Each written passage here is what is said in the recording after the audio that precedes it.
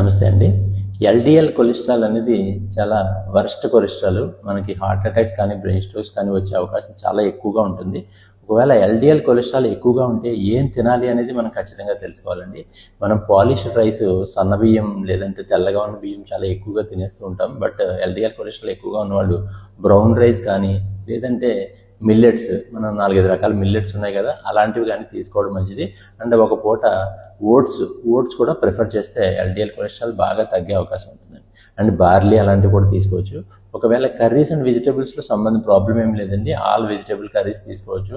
ఆకుకూరలు అలాంటివి ఎక్కువగా తీసుకుంటే కూడా ఫైబర్ ఎక్కువగా ఉండడం వల్ల ఎల్డిఎల్ కొలెస్ట్రాల్ తగ్గే అవకాశం ఉంటుంది.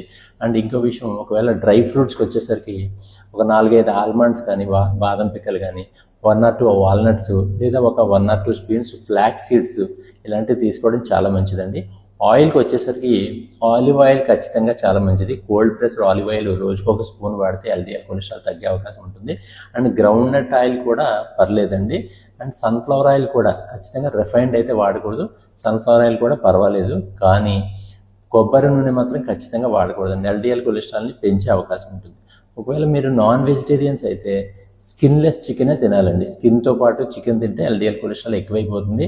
అండ్ ఎగ్స్ వారానికి 3 లేదా 4 ఎగ్స్ మాత్రమే తీసుకోవడం మంచిది. ఎల్డిఎల్ కొలెస్ట్రాల్ పెరిగిపోతుంది లేదంటే. అండ్ ఫిష్కి వచ్చేసరికి మంచి ఫిష్, ఫ్యాటీ ఫిష్, సార్డాన్స్ ఉంటాయండి, సాల్మన్స్ కానీ, అవి తినడం వల్ల ఒమేగా 3 ఫ్యాటీ యాసిడ్స్ వల్ల గుండెకి మంచిది. అండ్ ఎల్డిఎల్ కొలెస్ట్రాల్ కూడా బాగా తగ్గుతుంది. సో ఇలా ఈ రకాల ఫుడ్స్ తీసుకోవడం వల్ల ఎల్డిఎల్ కొలెస్ట్రాల్ తగ్గించుకోవచ్చు. ఏం తినకూడదని ఆల్రెడీ చెప్పాను, ఇంకా డీటెయిల్గా నెక్స్ట్ వీడియోలో చెప్తాను.